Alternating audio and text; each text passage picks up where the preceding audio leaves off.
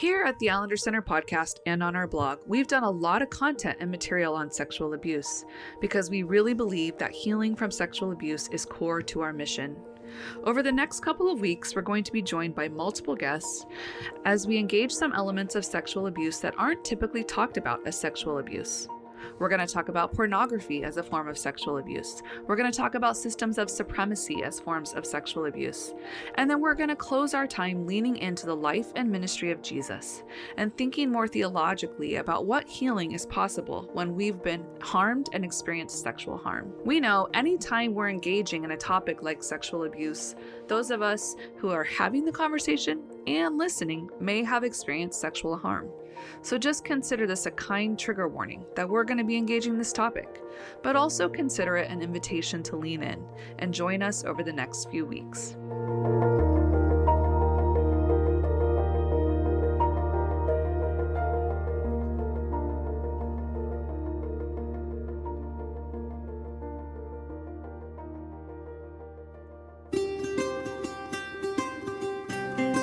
Thank you for listening to the Allender Center podcast. I'm Dr. Dan Allender. And I'm Rachel Clinton Chen. We're fiercely committed to providing hope and healing to a fragmented world. And restoration for the heart. Thank you for joining us. Let's get this conversation started.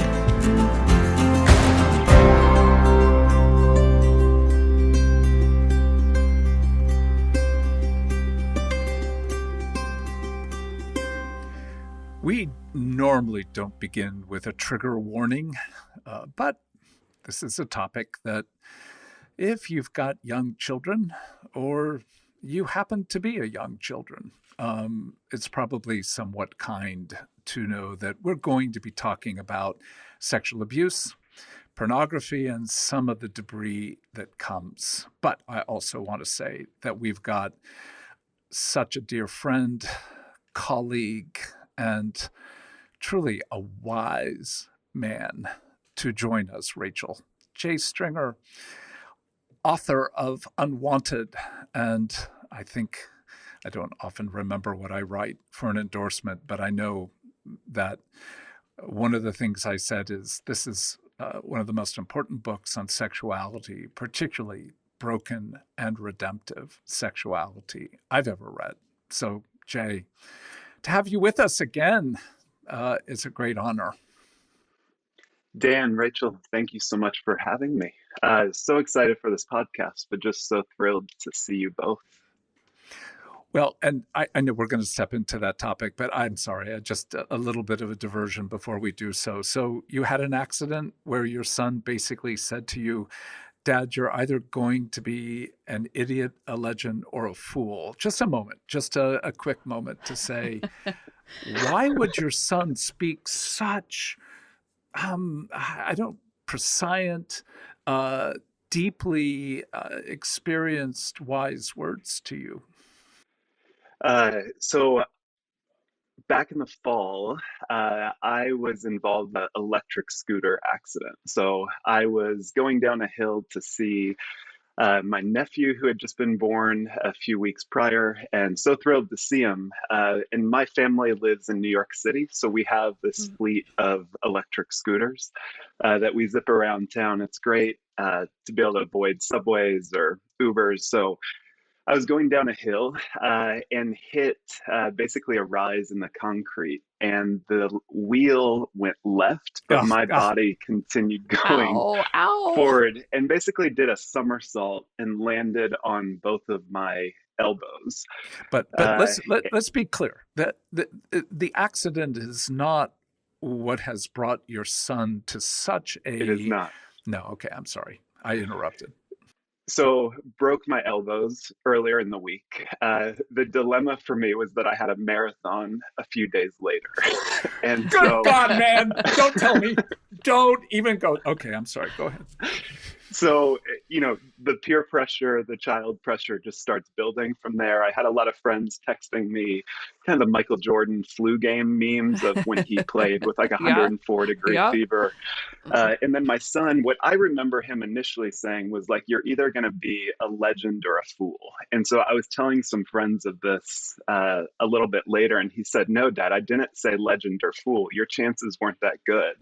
I said you were either going to be an idiot, a legend, or a fool to run this marathon." So uh, I, I decided uh, to Out of the run mouth of the babes. marathon a couple days later. So and ran it fairly well, and thus became an idiot, a fool, and a legend. Yes, I would concur. And I just have to ask, Rachel, would you add your comment, which I thought added to a level of idiocy that I just have not Well, heard come out of your mouth? well, full disclosure, I am historically a long distance runner, ran in college, cross country and track.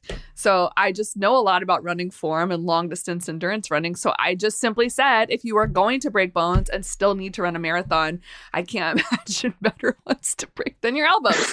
That's all I said. Like, I can Precisely. imagine a way forward if that's like the main pain you're dealing with. Still wouldn't be ideal, still would be like a lot of suffering, but it could work. That's all. That's all I said. That is All right. exactly it. All Because right. you get into sling 2 days and then you're done. I just, as an older gentleman and one who lives with far more wisdom with regard to my body, okay, look, both your faces know the truth that that's just an outright lie. I just wouldn't do what you were doing, but actually have in some form after a motorcycle accident to continue at 12,000 feet riding nonetheless. Okay. Yes, my scooter has a maximum speed of about 19 miles an hour. And Okay. your motorcycle? A little more, about 29, 20, somewhere in that 20. range. Well, and again, this is going to be an unabashed and unapologetic difficult transition, other than to say there is debris. There is debris when you make decisions and the rise of the road takes you down. But we're talking about a kind of debris field that comes with sexual violation. And we can laugh to some degree, not much, about your accident and Rachel's foolishness. But nonetheless, the reality is there is nothing other than grief and anger with regard to the debris that comes with the violation of sexual abuse. But we want to open the door to talking first about the reality of pornography. And so often, people have an encounter with pornography, which seldom, I mean, almost never, is thought about as a form of abuse. And it's just a sort of accident. My grandfather had it in his bathroom. My father had it in a hidden drawer. Or my next door neighbor up in a treehouse showed me. And at least my experience with regard to people's encounter with pornography, 95% is it's given to them in some form. And that giving to them in some form is hardly ever thought about as abusive. And that's my premise. Just love for you, Jay, to take it where you and your work and your experience has brought you. Sure. So I would completely agree. I think before I went to the Seattle school, my understanding of sexual abuse was basically like, a guy in a white van driving around trying to abduct a child. And so, that was kind of the beginning point. And then as you began to kind of just see, no, like most of the time, sexual abuse happens in the context of relationship. I think it's 90% of the time, someone very, very close to you. And so when you begin to kind of move beyond just, did someone touch you inappropriately? Did someone make a comment about you inappropriately? Or did you have access to sexual material that would not be appropriate for, at times people of any age, but particularly for children. So I think we have to step into the reality that, we as children are naturally curious. We Yeah. want to explore the world all around us. And so oftentimes when people come into my office or kind of want to do some work around this, they begin to kind of blame themselves. Like, I was such a screwed up boy or girl that I was like so drawn to porn. And so then you begin to kind of Mhm. say, Mhm. well, where did you first discover porn? Or was porn kind of introduced to you? And all these stories start coming up of, oh, my dad had this or we had a descrambler device on my kind of home TV, which was basically you could descramble the cable channels in order to have access to it. And they can take a lot of the blame for that. But you say, well, you as a 7-year-old boy didn't put the descrambler device on that computer. Who had it? Or you begin to kind of step into, where did you first discover porn? It could be that tree house, it could be at a neighbor's house, but overwhelmingly, someone introduced you to porn. And so I think what we have to step into is that we're not just kind of drawn towards porn. There's also a relational dynamic that binds us not only to the porn, but also to the person who introduced us to it. Well, the reality of grooming in that sense, this is where it's really hard because grooming requires intentionality. And Mm-hmm. it's a process by which a person is drawn more deeply into a oxytocin bonding relationship that will eventually then involve some degree of violation sexually. But the idea that a grandparent just left his pornography in the bathroom, that's not grooming. Yeah, he was wrong. And yeah, it was sad that I had access to it, but he didn't mean for me to have access. That defense structure, I just find almost impossible to scale and to overcome. And yet, just as you said, every adult, at least who once was a child, knows that we all explored our homes. I mean, I knew every drawer in my whole household. I knew where my mom kept her Derringer.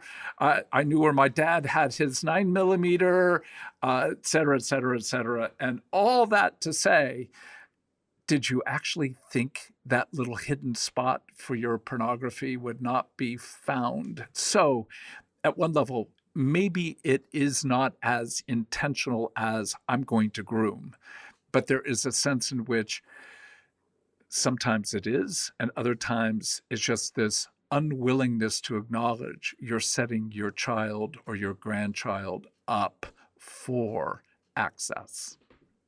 Well, and I think that's one of the most heartbreaking things. And I know, Jay, you talk a lot about this in Unwanted and just even your research that's continuing. But like the addictive nature of pornography, especially for a child, like if you've had any kind of trauma or, if you're, why can't I think of the word? Oh, your limbic system is frazzled in any way.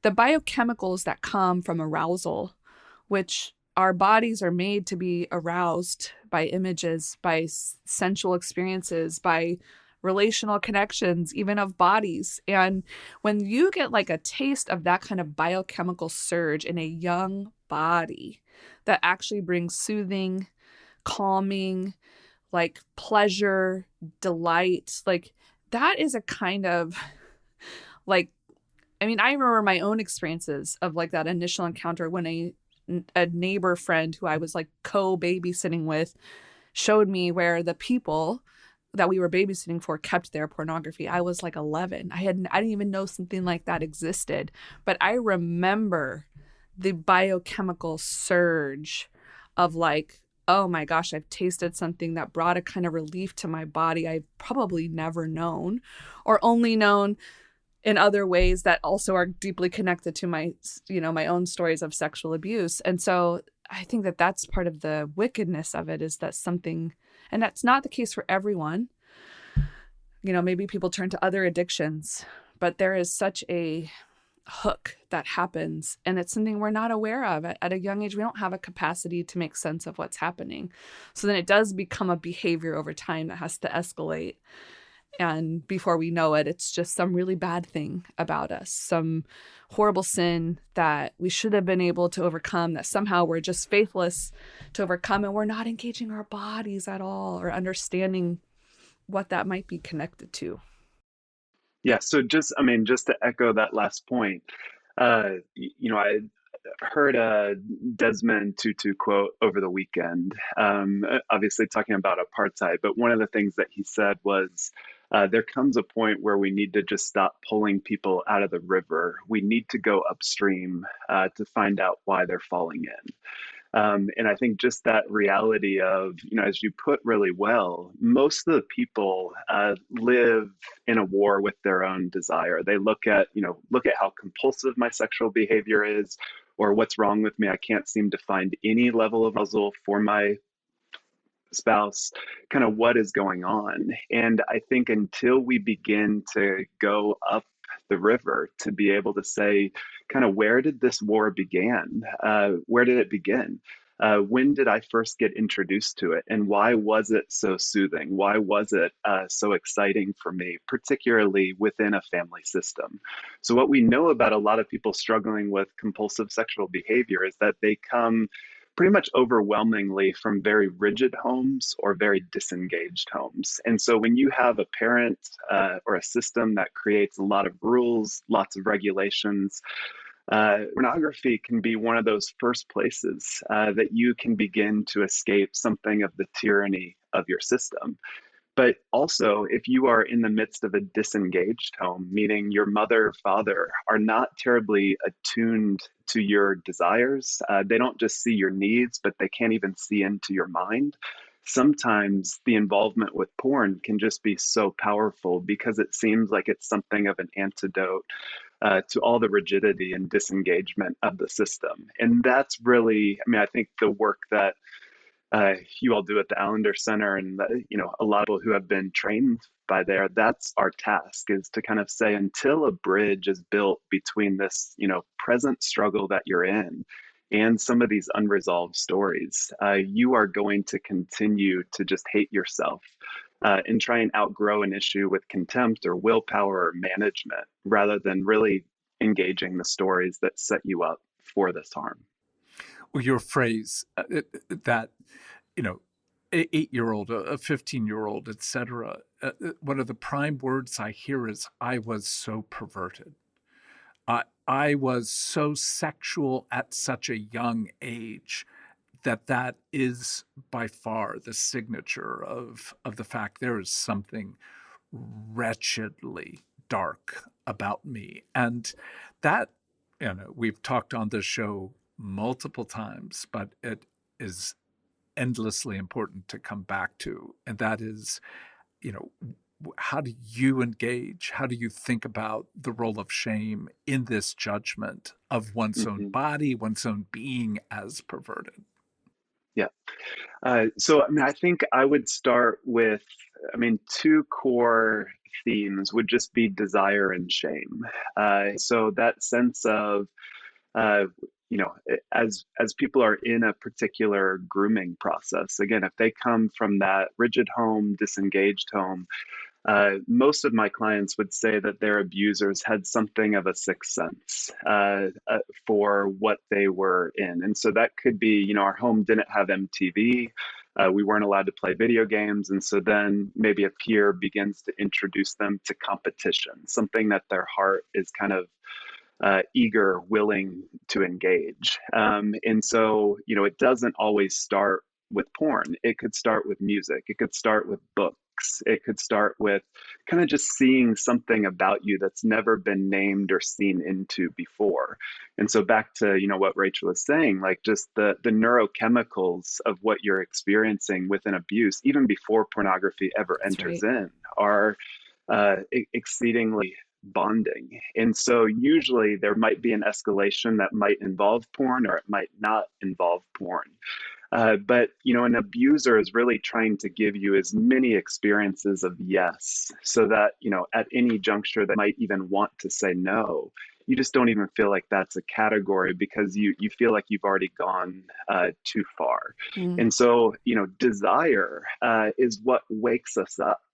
Desire is what we feel like leads us into trouble and into harm. And so, if I have been abused, what do I do with the reality that my abuser may have been a more intimate friend Mm-hmm. than anyone else I've ever been? Dan, I remember one participant in our sexual abuse recovery weeks. You had kind of invited him to just the language of like, you were a skin orphan. And I just remember that man weeping because it was a sense of he had never been hugged. I mean, he couldn't remember any level of care, he couldn't remember any level of attention.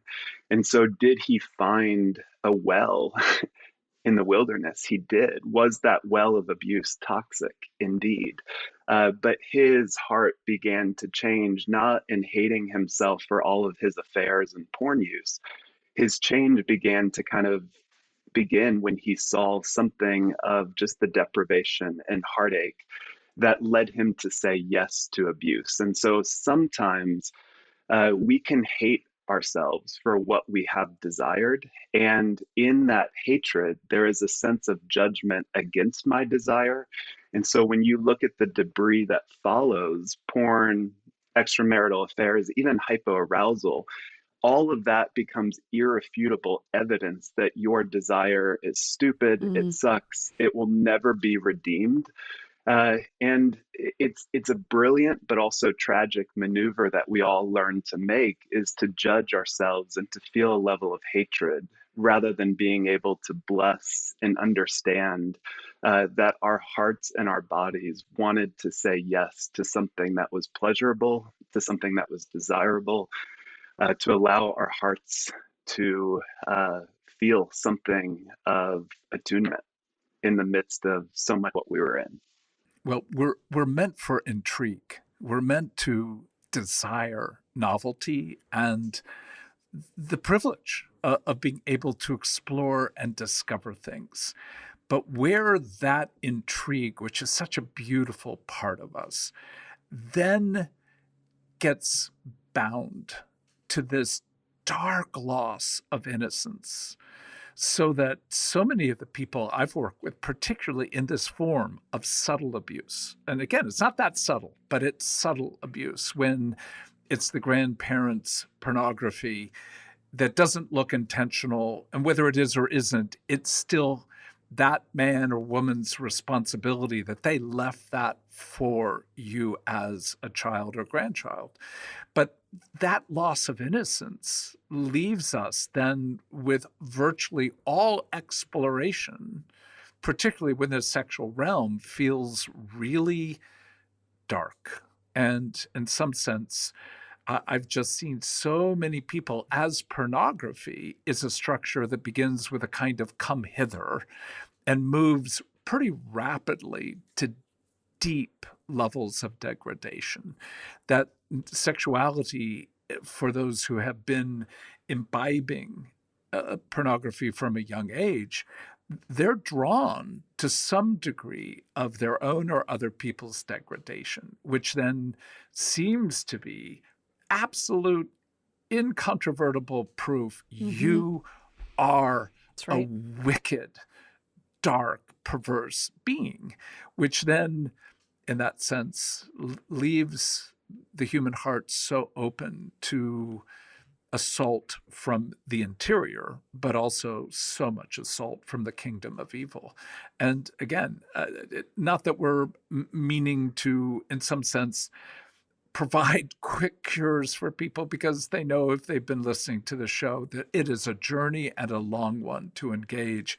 But I just would love for you to put words to, in your practice and your own work with others, how that long history of degradation uh, gets disrupted.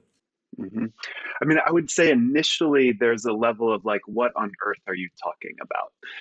Because no one wants to engage, like, why would I be drawn to degradation? So I think, like, when people come in, what they're aware of is they say phrases like, I was self-medicating, or I haven't heard it as much as of late, but just kind of looking for love in all the wrong places.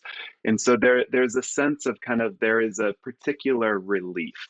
And so whenever I'm working with unwanted sexual behavior, I kind of think in terms of like just the two R's of relief and repetition or reenactment, whatever you want to say it. So, do all unwanted sexual behaviors provide something of relief?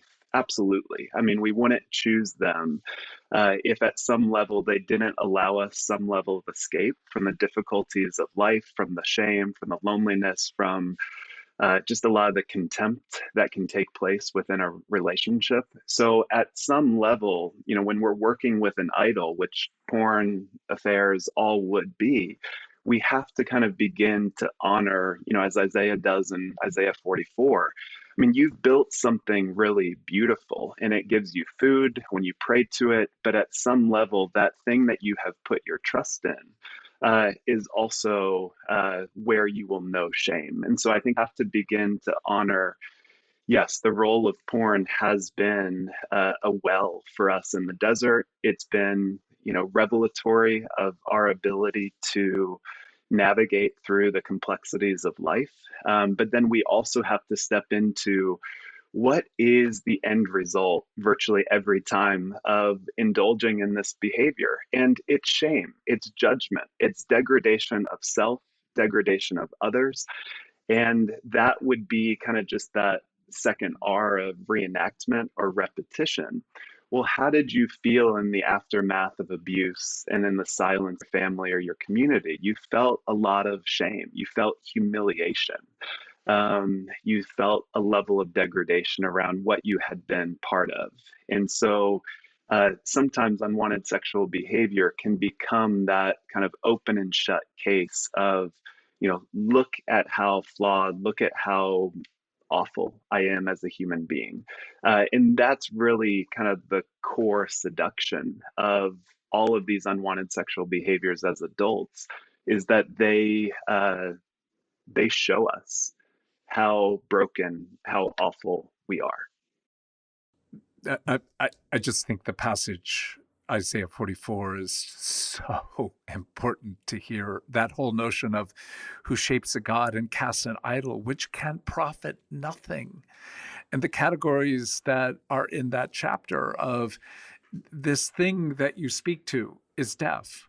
This thing that you hope will help you see is blind. And in some sense, be it on a page, be it on, film, there is a sense in which, again, the heartbreak of this is that it has soothed us. And yet, in its soothing, at some level, it is ruining. And in that ruin, this is the part that feels crazy for most people when they begin to even hear it. There's some relief even in ruin. Mm-hmm. As much as I despise it, at one level, it's who I am.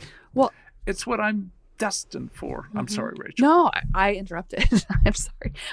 I was thinking like, and so often, because I could imagine this is where we catch ourselves, right? Because for so many people, even though there is this reenactment of I'm broken, like I've aligned with evil in ways that like I really can't undo, I'm bound, is often playing out in like a way to counteract that with, and here's this life I've developed where no one would know this is true about me.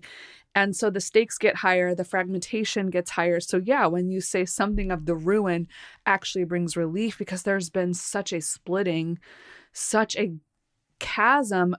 So then we are dealing with, I'm a liar. Like I have fooled people. I'm an imposter.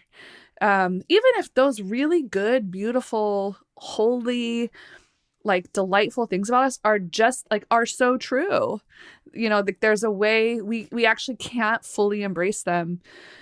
And I think that fragmentation, that splitting is just so tragic. And we see it play out, especially in the Christian realm. We see it so often play out in realms of leadership, ministry, helping, and it's really tragic and it's really brutal. I think for me, the saddest part is like, it doesn't actually have to have that kind of power But exactly what you're saying, both of you, it is a healing journey that sometimes takes some time for us to really understand because we're so committed to these kind of really false truths about ourselves that have been well-worn pathways for a really long time.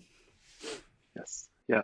Yeah. I mean, one of my clients that I was working with in the last couple years, part of what she came in to work with through was kind of hookups that would leave her with like some level of her own degradation. The themes in pornography that she was pursuing began to escalate over the last 5, 6 years into just more violence with regard to what she was leaking out.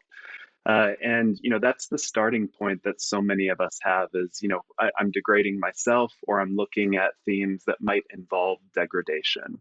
And so really inviting her to, go upstream to be able to say, like, where did this war with desire, hatred, degradation begin?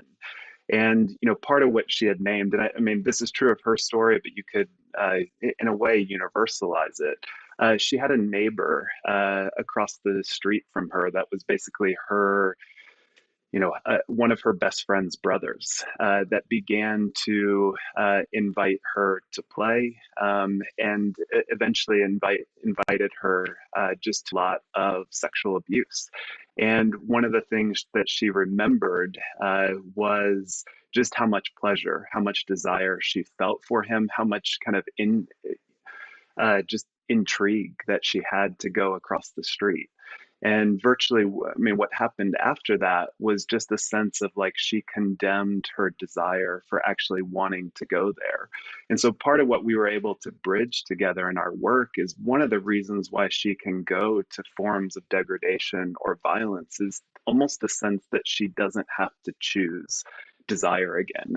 She puts herself in a position to be overpowered, to be ruined. And that is an easier place for her to acknowledge than to be able to say, what is my desire and how is my desire good and beautiful and true?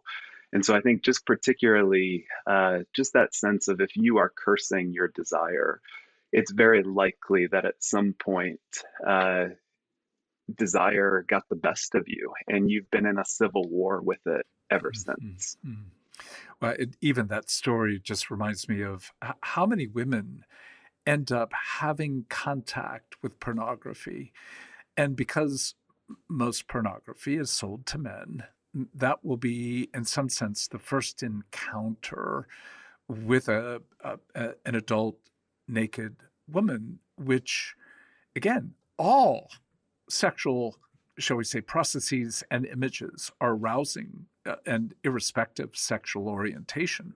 So that sense of being in the presence as a young girl with erotic women creates even deeper confusion to a point of how and why would I be aroused by? And then again, the lengthening, and that's the phrase it sticks with me, the lengthening of that sense of perversion, irrespective of what has brought it about, is in some dark sense a way to escape actually one's grief and a sense of one's own horror of how a grandparent, how a friend, or how a parent could have actually invited me, directly or indirectly, into this level of loss of innocence.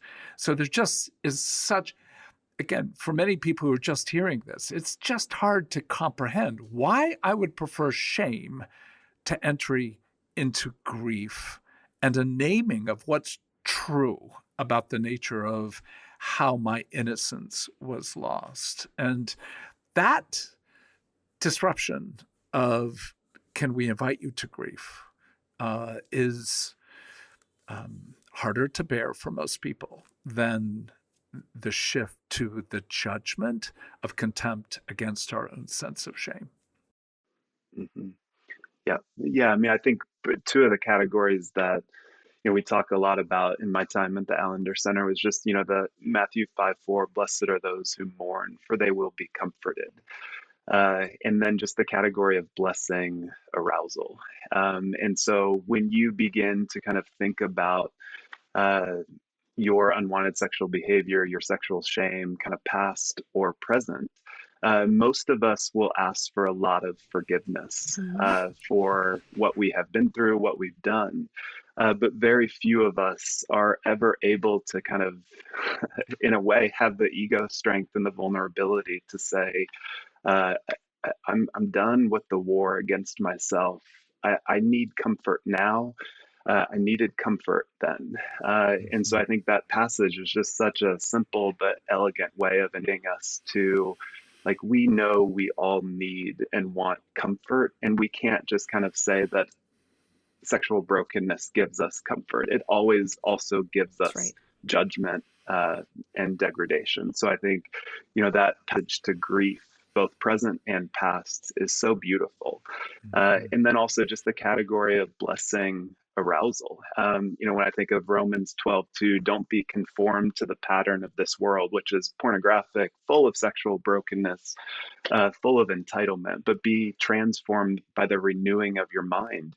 You can't really renew your sexual mind if you don't have any idea of the stories that have formed it. And so I think just that passage really invites us to be able to bless what we were looking for, what we longed for, before something of just shame and judgment, degradation took over for us. So I think if you can hold, I'm a man, a woman who wants comfort, but I'm also a man or woman that does not want to live in a civil war around desire anymore.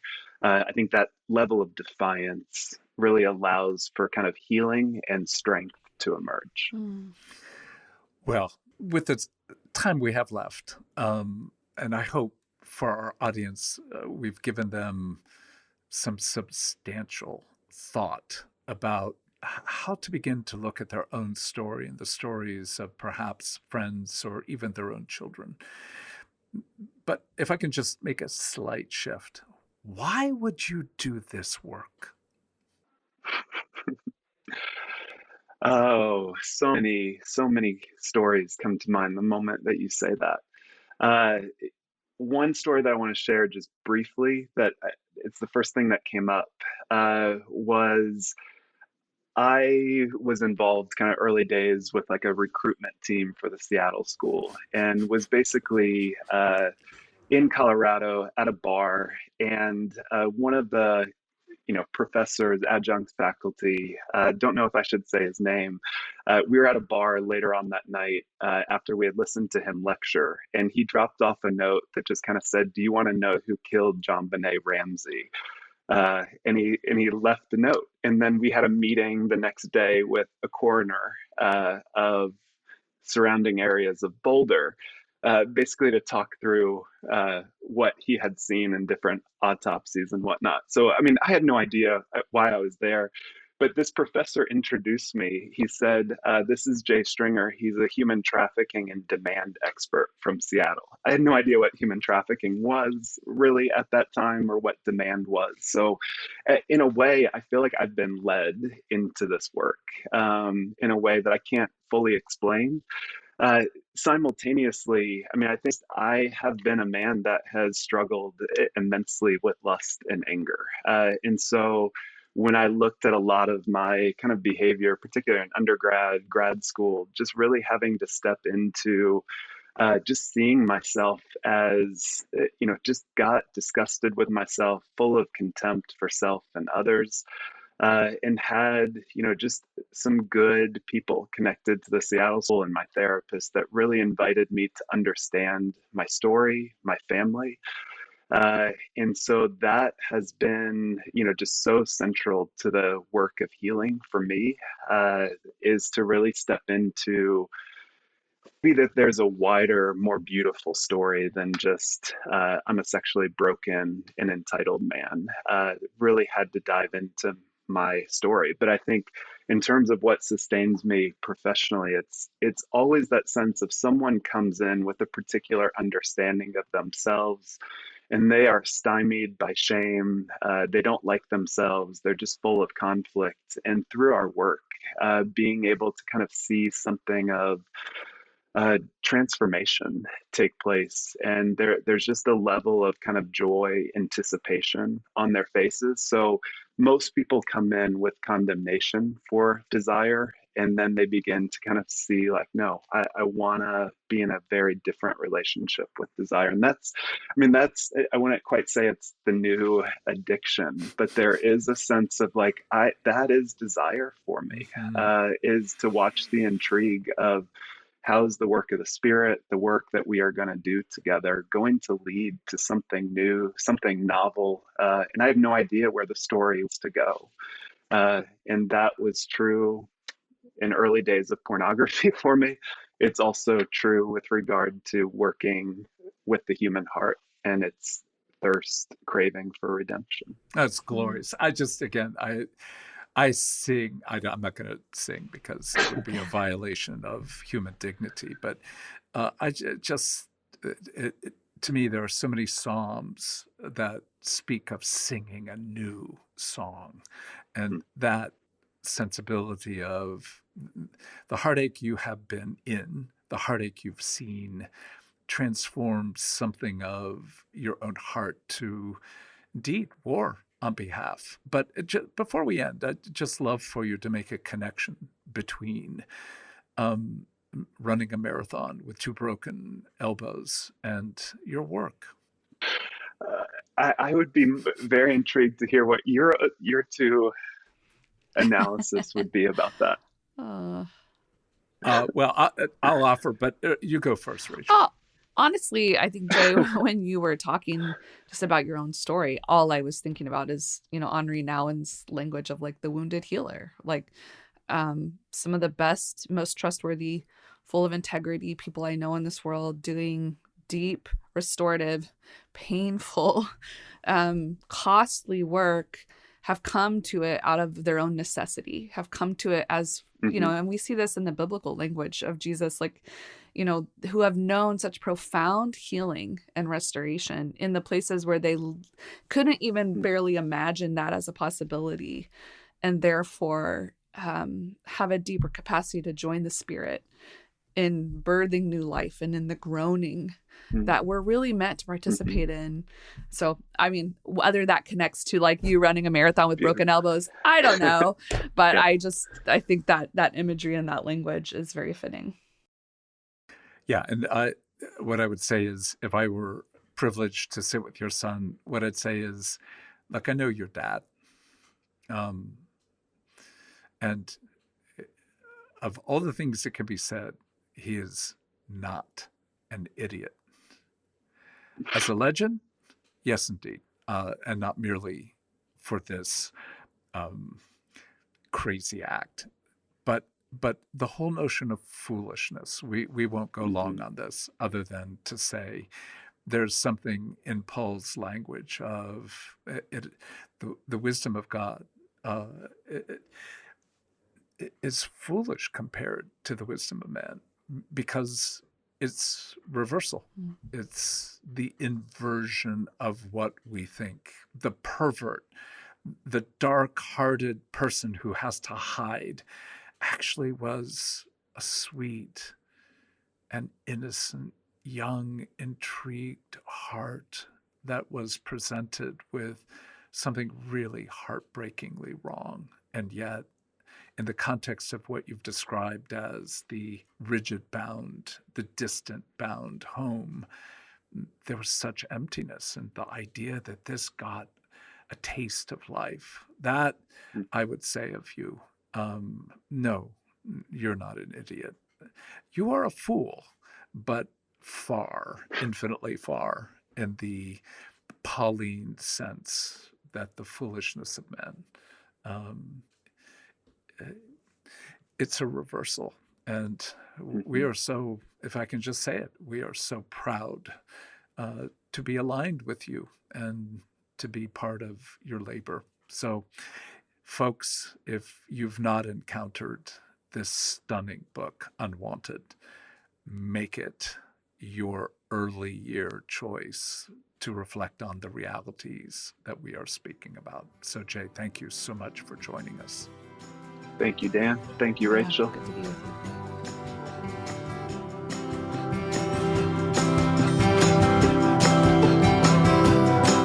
Allender Center podcast is produced by the Seattle School of Theology and Psychology. If you'd like more information about the Allender Center, you can look at theallendercenter.org.